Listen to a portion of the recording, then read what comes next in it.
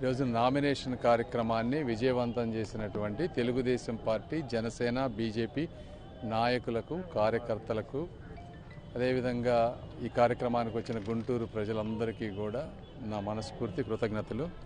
ఎంత ఊహించినటువంటి రెస్పాన్స్ ప్రభంజనంలాగా ఈరోజు వచ్చింది. రెండోది, నన్ను నమ్మి ఈ పార్లమెంటు సీటు నాకు ఇచ్చినటువంటి చంద్రబాబు నాయుడు గారికి కానీ, లోకేష్ గారికి కానీ, అదేవిధంగా నన్ను సపోర్ట్ చేసినటువంటి జనసేన పవన్ కళ్యాణ్ గారికి, వీరితో పాటు అసలు ఈ పార్టీని పుట్టించినటువంటి, ఒక ఆశయ సాధనతో పుట్టించినటువంటి నందమూరి తారక రామారావు గారికి, వీళ్ళందరికీ కూడా నా కృతజ్ఞతలు. మూడోది, ప్రజలకి దీనివల్ల కొంత ట్రాఫిక్ బ్లాక్ అయ్యి అంతా అయింది. వాళ్ళందరికీ కూడా నేను సారీ చెప్తా ఉన్నాను. కొంతమంది ఇబ్బంది పడి ఉంటారు ఈ ట్రాఫిక్ సమస్యల వల్ల.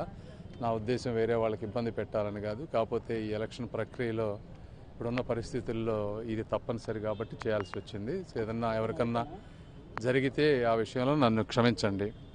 తర్వాత దీనికి ఇప్పుడు ఇదే ప్రజాస్పందన రేపు మాకు ఓటింగ్ రూపంలో కూడా రావాలని మనస్ఫూర్తిగా కోరుకుంటా ఉన్నాను గుంటూరు ప్రజలందరికీ. ఈరోజు చూసినటువంటి ప్రజాస్పందన అనేది ఈ అమరావతికి జరిగినటువంటి అన్యాయానికి, ఈ రాష్ట్రానికి జరిగినటువంటి అన్యాయానికి ప్రజలు ఒక విప్లవంలాగా తిరగబడి ఈ రోజున రోడ్డు మీదకి వస్తూ ఉన్నారు. నాకు తెలిసి ఈ ప్రాంతంలో ఎలక్షన్ అనేది it is just a nominal. Already ఒక భారీ మెజారిటీతో విక్టరీ అయిపోయింది అనేది నేను పర్సనల్గా భావిస్తూ ఉన్నాను. ఇంకొకటి, గుంటూరు ప్రజలందరికీ కానీ, నా కార్యకర్తలకు కానీ నా మీద చూపిన ఈ అభిమానానికి నేను అందరికీ వాళ్ళు ఒకటే హామీ ఇస్తా ఉన్నా.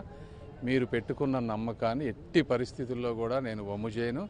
ఇప్పుడే కాదు, నా కంఠంలో ప్రాణం ఉన్నంత వరకు అవినీతి లేకుండా, స్వార్థం లేకుండా, రాగద్వేషాలకు అతీతంగా గుంటూరు ప్రజలకి, ఆంధ్ర రాష్ట్ర ప్రజలకి నా శక్తి మేరకు సహాయం చేస్తానని మనస్ఫూర్తిగా తెలియజేసుకుంటూ సెలవు తీసుకుంటున్నాను. Thank you.